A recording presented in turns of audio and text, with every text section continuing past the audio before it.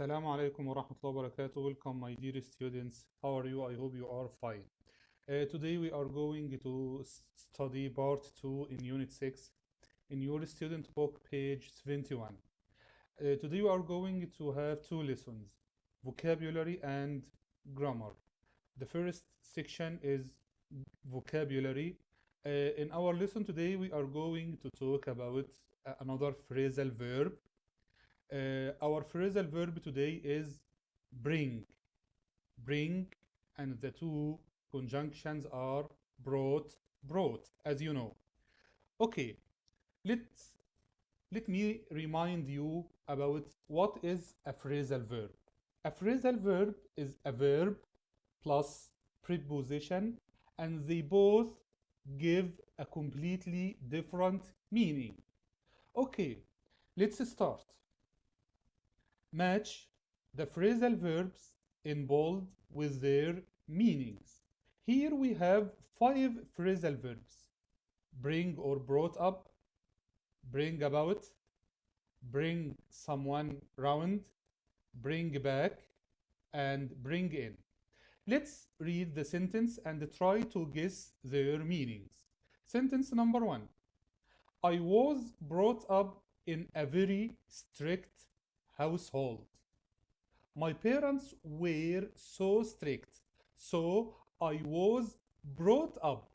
So the phrasal verb bring up means to cause to remember, to convince someone to change their mind, to earn, to raise a child, or to cause something to happen. Of course, when you read the sentence, you will guess that bring up or brought up means, yes, to raise a child. To raise a child. Okay, sentence number 2. With that attitude, he will bring about his own downfall. He will cause himself to fall down, to collapse. So, bring about means to cause something to happen. To cause something to happen. Okay, sentence number 3. He doesn't want to go to the market, but I will bring him round. I will persuade him. I will convince him. So, bring someone round means to convince someone to change their mind. Sentence number 4. Seeing that old swing brought back many fond memories of childhood. When you see an old swing, it brings back. That means that it reminds you. It brings some memories to your mind. So bring back or brought back means to cause to remember. To cause to remember. The last sentence, even though we both have 2 jobs, neither of us bring in enough money. So of course you can guess that bring in means to earn. To earn. Okay, now let's have some expression with the verb put. Put. We will use words like blame, effort, stop, money, pressure after the verb put to give a new meaning.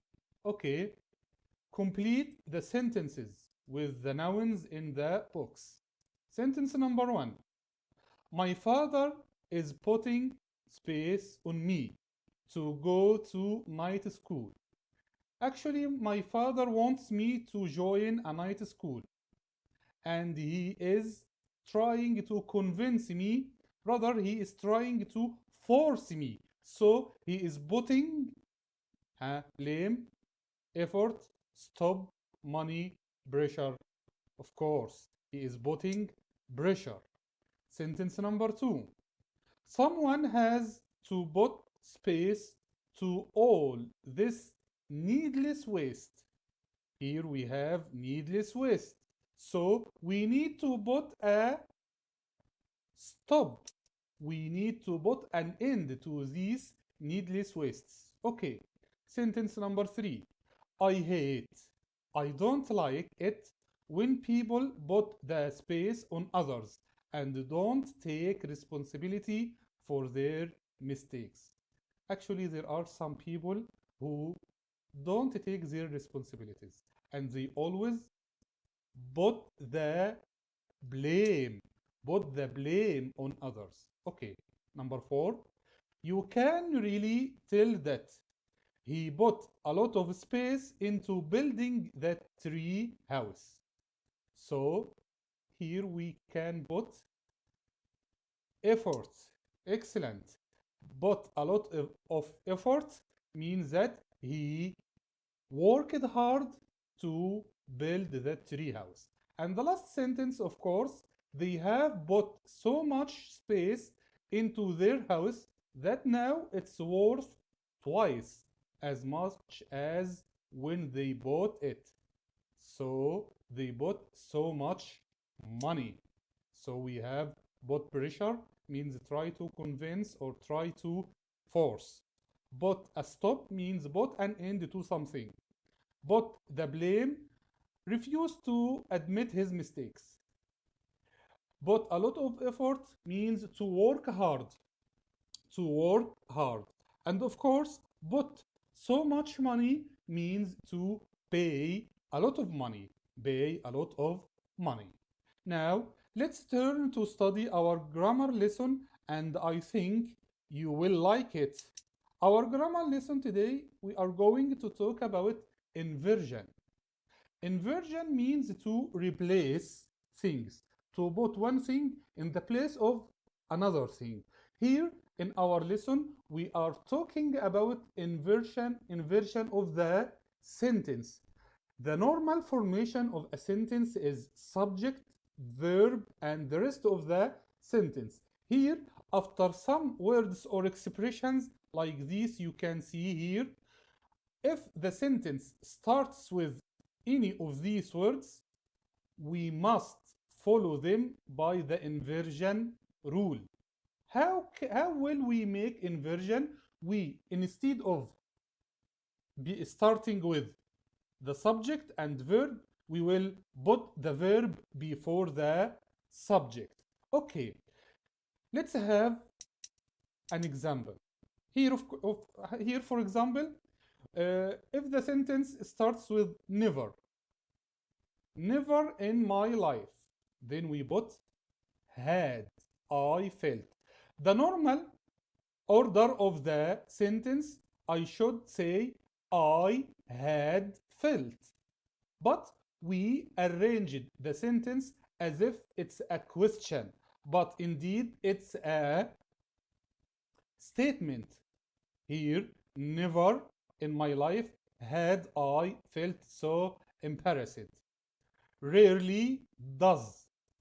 Rarely does he use. So, the rule here, if you start with never, rarely, seldom, hardly, or any of these words or expressions, you must convert the places of the subject and the verb. You must put a question form for these statements. Why? Why we should do this? We do this to emphasize the meaning, to place emphasize of the meaning. Okay, let's have some practice. I will read the first sentence and give you the chance to think about it. You should not use a mobile phone in the library. Here is a normal statement, subject and verb, then the rest of the sentence.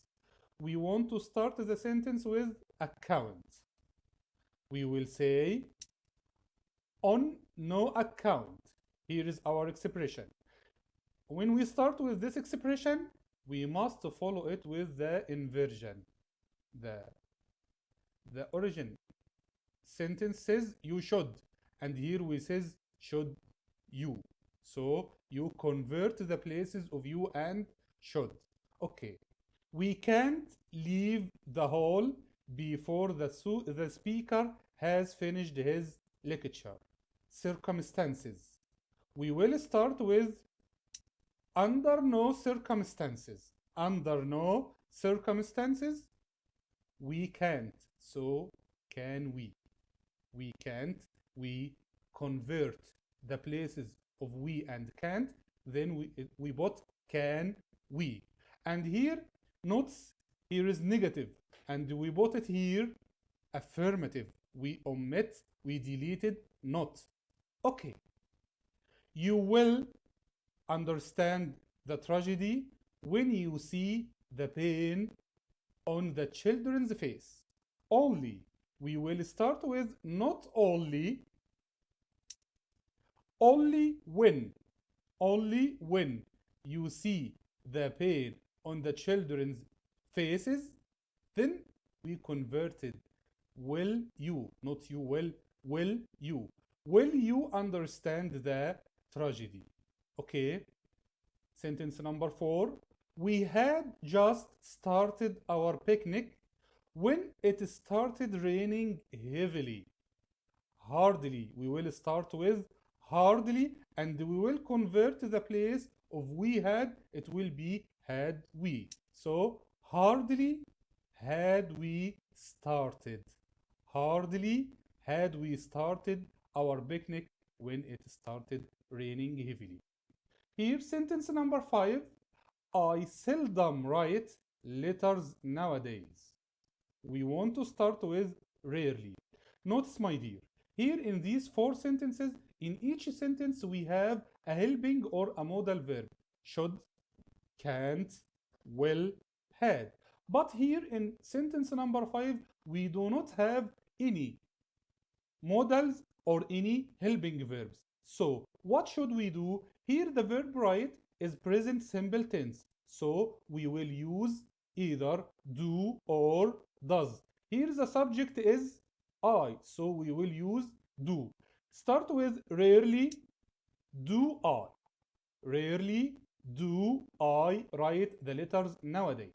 Okay, this sentence is so easy. It is not at all certain that we will win tomorrow's game. We will start with by no means. By no means, and you will convert it is to be is it and omit the negative. Okay? Sentence number 7. Claire had just switched on her computer when there was a power cut. Sooner. Of course, here we will start with no sooner and convert Claire had to be had Claire. She didn't answer a single question in class during the whole term. Even.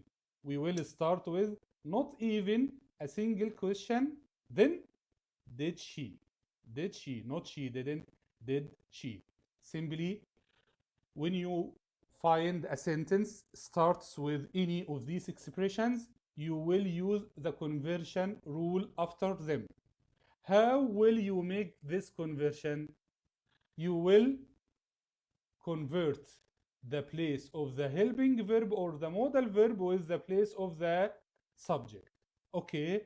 For any question, please contact us on our Telegram group. Thank you, my dear.